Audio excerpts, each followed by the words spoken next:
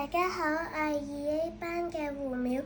我今日想介紹呢一本書，係欣悅之星出版嘅《活在愛中的你》。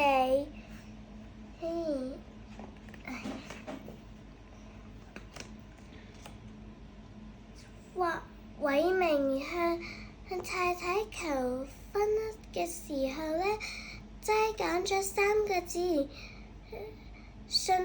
拍信我。當太太生咗個女 BB 嘅時候偉明同佢講辛苦晒。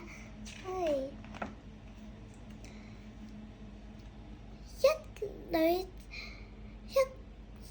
個女結咗婚之後太太好難過。偉明同佢講：你仲有我。太太晚年病重，偉明每一日都喺醫院陪住佢，經常同佢耳邊講：我喺度啊！太太離世嘅一刻，偉明親佢嘅額頭，輕聲說：你等我。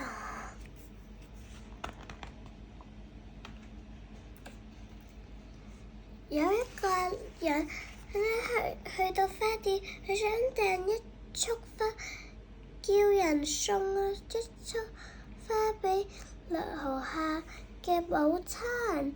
喺花店外邊有一個女仔喺路邊哭，佢就問佢點解要哭啊？小女仔就講佢想買一個玫瑰花俾佢媽咪，不過唔夠錢。嗰個人就買咗一個玫瑰花俾佢，仲有開車送返佢返屋企。小女孩就給他指住度，結果就開出了一個墳墓園。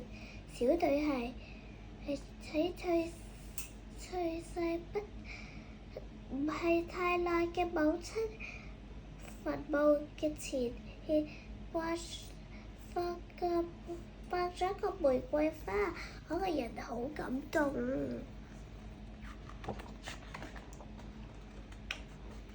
佢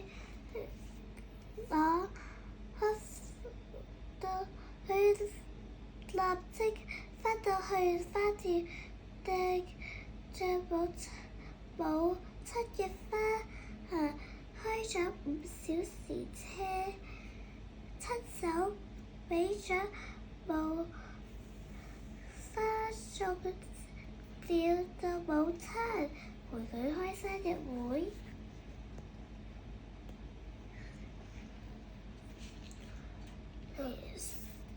好細嗰陣時媽咪準備好飯都係叫快啲嚟吃，菜都涼啦。我們狼吞虎嚥，爸爸笑說慢點，小心啃着。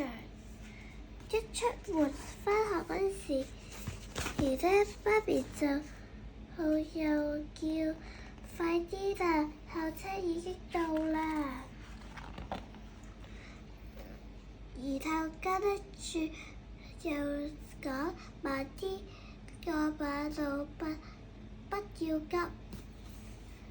那到底該快點還是慢點呢？現在我的孩子已在學走路了，我經常說不要怕，快點走。當時他走得太快，我又會說慢點，別急。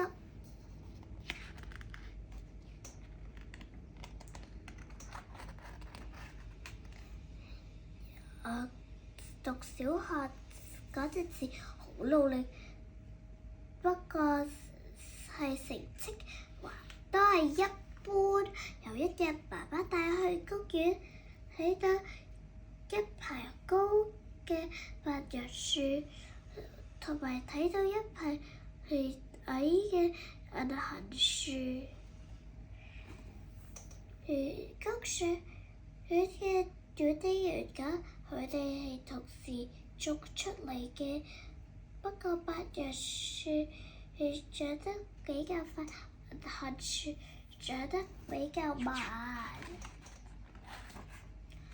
爸爸同我講，唔同嘅植物有不同嘅生長速度，珍貴的東西或許要慢慢成長，最重要是不要放棄。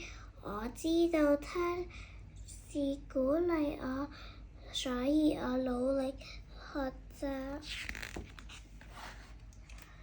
讀到中學的時候，亦都係開學，成績有進步，後來覺得考上了不錯嘅大學。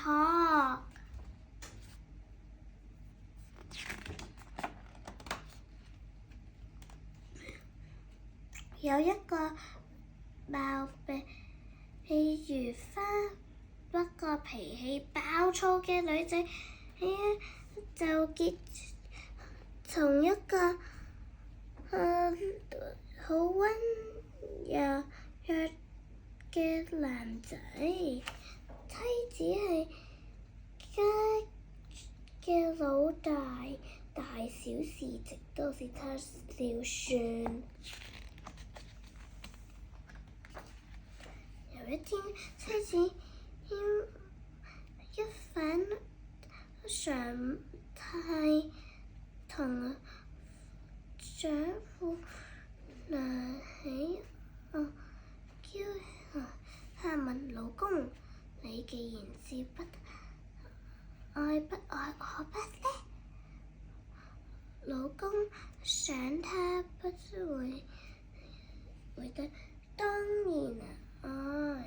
孩子聽了很滿意，但他想一想不太相信，於是就又問老公：你才剛說愛我，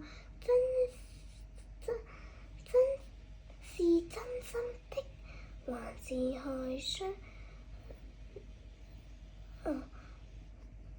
傷害我呢？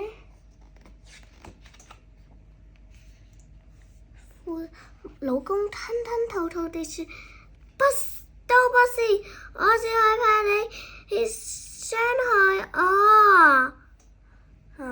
好好笑啊！呢一本我抽咗我呢本書，好好笑嘅。有一版係